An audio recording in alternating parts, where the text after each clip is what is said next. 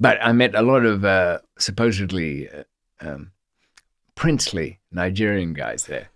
The amount of Nigerian princes in Klong Prem was massive.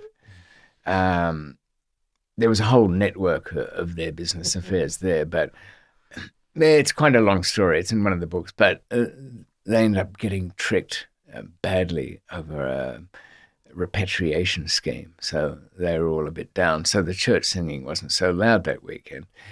These are the ones that the DEA has tricked with the 1 in 4 deal as well, where they were letting so many through, the smugglers through. That was still going on, though it became so well known, not amongst the poor slobs who were the couriers, that if they took the job, they'd run out of Bangkok to Europe or often Chicago. Chicago was a big hub for them. And then the fourth load they'd be given was exactly 2.3 kilos. I don't know why. Not particularly good. They'd take one step out of the taxi at the airport and descended upon. They still managed to find a few people, but one of the embassy staff from the U.S. consulate was getting embarrassed about it. It was just too well known.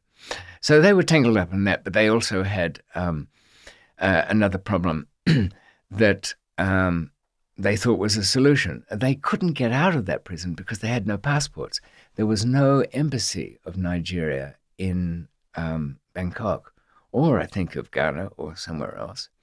But they seemed to be saved by that one day when they had a visit from some embassy officials who were setting up a consulate. They'd been based in the Philippines. That was the nearest one, in Manila. And I think it was a work in progress, that new embassy. I think something had been rented, a house and cars arranged, certainly a few flags put up. And they were told that they couldn't get their return home passports. Now, they've really finished their sentences or can get a pardon unless they paid a fee to get the passport. There was something about clearing the photo. There was something about some government fee. All around, it was costing probably about $1,200 to arrange the passports for hundreds of the Nigerians. The Nigerian boss who was feeding and clothing all of these guys in prison, about 700 of them, he said to them, look, I can't pay $1,200 for each of you. Not all were entitled, but at least 100 were. So they sent their families from their hometowns in Africa to do little runs for them. And the guys were saying, well, don't get them arrested on the fourth one. They're only doing one, you know. That mean we need more passports, wouldn't it? Yeah. So they paid their fees and they were getting ready to go. I saw them. They were bright and chirpy on visits. Finally, after 20 years inside, it looks like we're going home. They were going to make their applications now that they had the documents. When's that? Oh, next week. Wasn't it last week? Yeah, it's a little delay, David. It's just, what it's like, bureaucratic. Yeah. Any money involved? Well, of course, we've given them some extra to move it along quickly. About 2 weeks later, there was a story about non-payment of rent for a consular building. That was from the Nigerian embassy. Then something about car rental companies wanting their limousines back for the Nigerian embassy. Then